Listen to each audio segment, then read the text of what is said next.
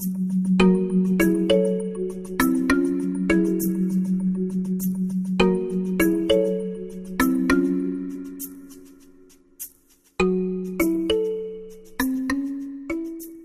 tarde a todos. Queria contar aqui um pouco para vocês o que a gente anda pensando e fazendo. Vou tentar ser muito sintético. Na verdade, o que a gente tem pensado é como é que é essa clínica do Homo Sacer, né? Pegando o que o Agamben coloca do Homo Sacer, aquele que não vale sequer o direito ao sacrifício, né? Aos deuses. Então, a essa população, que é o que a gente vê, que a gente está relatando aqui, né? Que é a clínica do Homo Sacer. Então, que clínica é essa do Homo Sacer? Isso que nos preocupa. E a partir dessa clínica, a gente está podendo fazer uma passagem do que é essa clínica diretamente para as políticas públicas. Ou seja, que elementos da psicanálise consegue ir trazendo dessa clínica que possam ser generalizados com consistência para a implementação de políticas públicas. Em termos muito sintéticos, essa é a nossa preocupação. Para isso, as nossas referências teóricas são, evidentemente, o Freud, né? Dentro da psicanálise, o Freud, o Lacan, o Pichon-Rivière e outros autores contemporâneos, e a gente sempre tem trabalhado com a construção de dispositivos. A nossa preocupação é como é que a gente pode pensar o dispositivo dentro da concepção que o Foucault coloca, que o Deleuze coloca, que o Agamben coloca, que é como é que a gente pode responder a uma urgência social que se apresenta, e para responder a essa urgência social é necessário que a gente use vários saberes do mundo contemporâneo nesse momento. Então, para isso, nós temos montado equipes interdisciplinares que temos, às vezes, com arquitetos, com antropólogos, com geógrafos, com psicólogos, psicanalistas, economistas, enfim, aquilo que a demanda do campo nos exige para podermos construir um dispositivo para termos uma tentativa de resposta a essa urgência social. Então, esse é o princípio que a gente tem trabalhado, né? Quando eu digo dos dispositivos, eu estou dizendo o seguinte, e pensando como psicanalista, que os dispositivos que a gente constrói sempre estão pautados na questão da transferência do inconsciente. Sempre a transferência e o inconsciente estão ali presentes. É o motor do dispositivo. Ele vai dependendo como é que a gente consegue fazer esse motor acontecer. Então, eu queria contar para vocês, inicialmente, 3 trabalhos que nós estamos fazendo agora, nesse momento. Um trabalho nós estamos fazendo na Prefeitura de Santos, onde a gente, na Secretaria da Assistência Social, estamos no CREAS, no Centro de Referência Especializado de Atenção, trabalhando com a capacitação da equipe que trabalha com os adolescentes em conflito com a lei e com o PAEF, que é o sistema que atende as famílias em situações muito vulneráveis. A gente trabalha muito, o foco do que a gente faz nesses trabalhos é a supervisão de casos, porque a gente acha, pichonianamente, que a tarefa é sempre o absolutamente central. Como a tarefa central é o atendimento, né, a esses jovens, a essas famílias, é a partir desse atendimento que a gente vai cuidar, tanto do cuidado ao cuidador, quanto a questão da capacitação e da formação dos textos que a gente vai trabalhar, mas sempre a partir do caso clínico. Então a gente vai trabalhando um mutirão de casos, e a partir daí que vai se desenvolvendo todo o acontecimento. Esse é um tipo de trabalho que nós estamos fazendo agora. Outro tipo de trabalho que nós estamos fazendo agora é numa instituição que chama-se Cruz de Malta, em São Paulo, que atende 120 adolescentes em medida socioeducativa em meio aberto. Esse trabalho a gente faz com o dinheiro do FUNCAD, do Fundo Municipal da Criança e do Adolescente. É um projeto de 1 ano, onde nós estamos alterando, nós propusemos, eles aceitaram, uma alteração completa da metodologia de atendimento ao adolescente em conflito com a lei. Para vocês terem uma ideia como é que muda a metodologia que nós estamos falando, pensando e tratando de executar. nós, e todas as pessoas que trabalham aqui com situações sociais críticas, como a gente sabe, têm a experiência de você estar atendendo alguém e você se pergunta assim, mas como é que essa pessoa ainda está viva? Não é essa experiência que a gente tem? Como é que essa pessoa está viva ainda? Né? E certamente não é pela questão da família, porque vocês vejam que a família, quando a pessoa está nesse sentido, não é a família mais que sustenta essa pessoa. Então a nossa escuta na clínica, ela tem mudado. A gente mudou o direcionamento da nossa escuta. Então a gente não escuta mais conceitualmente, como a gente estava falando, a questão da família. A gente escuta o que a gente chama de ancoragens. Ou seja, a gente vai buscar na escuta quais são os fios que mantêm esse sujeito amarrado à vida. E sempre tem. Porque se ele está vivo, é porque alguns fios o amarram à vida.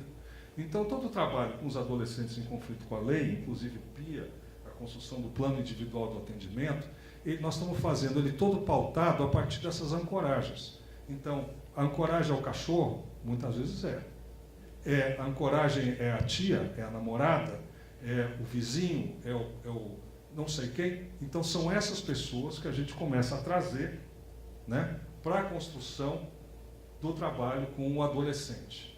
Isso, evidentemente, implica um trabalho de capacitação gigantesco, a equipe que tem em toda assistência, gente. Eles têm, nós todos sabemos, a coisa da família completamente quadrada na cabeça e só pensa família, família, família, família. E aí toda a política de assistência, inclusive, está pautada na questão da família. E quando a gente vai trabalhar com essa questão das ancoragens, muda completamente o jeito da gente pensar e a gente vai encontrando uns buracos enormes na política de assistência. Então, isso é uma outra experiência que nós estamos fazendo, então, no trabalho.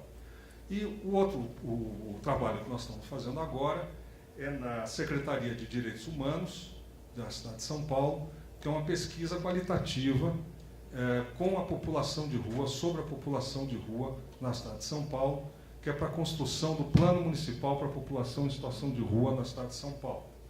Então, nós fizemos o seguinte, como a gente trabalha com rua há muitos anos, e existe um comitê paritário em São Paulo de população de rua e governo, nós construímos uma equipe de pesquisadores que são pessoas em situação de rua. Então, eles mesmos que são os pesquisadores que trabalham efetivamente na nossa pesquisa. E para a construção dessa equipe, nós construímos uma metodologia que vai em 3 momentos. Né? Primeiro 3 meses, a gente fez um mapeamento afetivo da cidade de São Paulo, das ruas da cidade de São Paulo. Pegamos, bem simples, como pegar um mapa, dizer o que tem aqui, o que acontece aqui, junto com eles, né? Junto com um grupo maior. Desse grupo maior é que se construiu esse grupo menor de pesquisadores, são 10 pesquisadores, e nós trabalhamos com eles em 3 momentos. Um primeiro momento, que é um grupo psicanalítico clínico que a gente faz, a Emília Broid e eu, somos quem coordena a pesquisa e construiu uma metodologia, um grupo clínico com eles, que, como a gente fala, é um grupo para falar de todos os bichos e fantasmas. Né? Então, é esse grupo, na verdade, que sustenta o trabalho deles, da pesquisa, enquanto pesquisadores, onde eles podem falar tanto da sua experiência de estar na rua, ou ter vivido na rua, quanto esse lugar de mudar, né, que a gente está chamando, nós não temos nome ainda para isso, mas nós estamos chamando desta outra clínica, que é quando a pessoa, enquanto pesquisador social em situação de rua, ele muda do lugar de falar da sua experiência de dor e começa a mudar de posição e encontrar um espaço vazio onde ele pode fazer com que o outro fale e ele pode escutar o outro. Então, essa passagem, essa mudança e a compreensão do que vem a ser a transferência do que o outro que ele está entrevistando coloca nele, nesse espaço vazio, e que a gente ainda não tem nome, a gente está chamando dessa outra clínica. Não sabemos direito o que é isso, mas está funcionando. Isso eu quero dizer para vocês que está funcionando. Né? Então, a gente faz um grupo, esse grupo clínico. Num outro dia, nós fazemos um grupo com uma psicanalista e um psicólogo, eles que trabalham, onde eles falam sobre a cidade, sobre a pesquisa, onde vão, como vão, as entrevistas, e vão trabalhando com as entrevistas. E um terceiro dia, aqui, graças ao meu amigo Dario, tá certo? Que nos apresentou ao grupo Ponte de Jornalismo e Direitos Humanos, né? O Grupo Ponte, com quem a gente trabalha, sempre nessa questão do dispositivo, trabalha com eles oficinas de literatura e escrita, né? Então eles leem literatura, escrevem, escutam o outro falar, escutam o outro ler, um lê para o outro, e vão trabalhando coisas muito bacanas, como, por exemplo, a questão do cordel, né? E, de repente, um traz uma crônica, como a gente fala, uma entrevista de rua, em termos escrita em cordel, e coisas super bacanas, muito interessantes, que vão vindo da rua. Então, com essa entrada na rua, a partir desse dispositivo, a nossa ideia é poder entender verdadeiramente quem é esse sujeito que está vivendo nas ruas da cidade de São Paulo. Como é que a rua pulsa? Qual é a pulsação da rua? Quem é o sujeito que está ali? Quem são os diferentes grupos que estão ali? Como vivem, como pensam, né? Como é que eles se constituem? E é isso que nós vamos trabalhando, vamos organizando isso a partir daquilo que são significantes e os emergentes que vão surgindo dessas entrevistas e mesmo dos grupos que nós vamos fazendo com eles, né? Que é a clínica do Homo Sacer mesmo, porque na medida em que saber como aparece ali essa vida que nada vale, né? Só para, eu não quero passar do tempo, eu queria dizer um pouquinho da violência do Estado, né? Como é que a gente está vendo que a violência do Estado se apresenta hoje. Está tranquilo? Tá? Então, a primeira questão, trabalhando com um adolescente em conflito com a lei, é o que estamos vendo, né? É um verdadeiro massacre que a gente está vendo nas periferias, um verdadeiro massacre. Agora, como é que a gente faz essa clínica, né? Então, essa clínica, outro dia, conversando lá com o pessoal, assim, mas, gente, como é que a gente escuta, como é que a gente encontra e escuta aquele moleque que está com a morte no cangote? Sabe aquele moleque que está com a morte no cangote? Vocês sabem. Quem trabalha sabe que a morte está aqui e o cara está conversando com a morte. Como é que a gente pode trazer essa morte para cá, né? E podemos falar dessa morte. É a possibilidade de falar dessa morte que muitas vezes salva essa vida, né? Então, como é que a gente tira a morte daqui, coloca a morte aqui e começa a nomear, né, essa morte, como é que ela vai se estabelecendo na vida do adolescente. Então, tem ocorrido fatos gravíssimos que todos sabem. Outra questão que eu queria colocar de uma forma mais ampla, vejam só, a questão do neoliberalismo que foi colocado aqui. O que a gente identifica, porque a gente tem trabalhado muito nas periferias de São Paulo e de outras cidades brasileiras também. O que a gente tem observado? A gente tem observado que com a retração do Estado, se o Estado antes já era um Estado muito, muito ruim, com a retração do Estado, o que acontece? Acontece que o Estado sai e se instaura a lei do mais forte. Quem é o mais forte? É o crime organizado, né? Então, no Rio de Janeiro está acontecendo isso, nas outras, em Porto Alegre está acontecendo isso, em São Paulo está acontecendo isso, e a gente, freudianamente, começa a ver o seguinte, que nas periferias, que é uma equação, que quanto menos Estado, mais PCC, por exemplo, é uma equação linear, quanto menos Estado, mais PCC, e que instaura-se a lei da ordem primitiva, gente. Então, voltamos a totem e tabu, né, onde o poder do traficante, que é o chefe da ordem, não tem limites na violência, não tem limites na sexualidade, não tem limites no gozo, temos a ausência da lei. Isso é uma absoluta violência que nós estamos vivendo, decorrente das relações sociais e do Estado. Essa é uma coisa que eu queria levantar. Uma outra questão que eu queria levantar, gente, que nós estamos descobrindo na rua agora. Nós entendemos. Agora a gente entendeu uma coisa interessante. Não há política para o sistema penitenciário em São Paulo. Não há política para o egresso. Martinha, conhecemos essa história há décadas, não é isso, Martinha? Muito tempo. Então não há política para o sistema penitenciário. O que acontece para os egressos? Os egressos saem e eles só têm um lugar para ir, grande parte deles é a rua. A única forma que eles têm de sobreviver na rua, que eles têm muito marcadas, é o sistema de dentro da prisão, que é o sistema do crime organizado, é o sistema do PCC.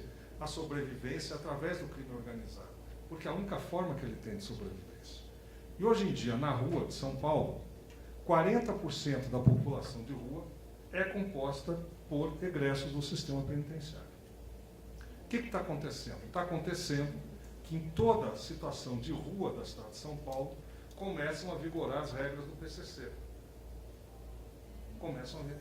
Então, nos equipamentos públicos, inclusive, a pessoa, quando vai para o abrigo, ela começa a se relacionar na transferência com a equipe técnica como se ele estivesse na cadeia.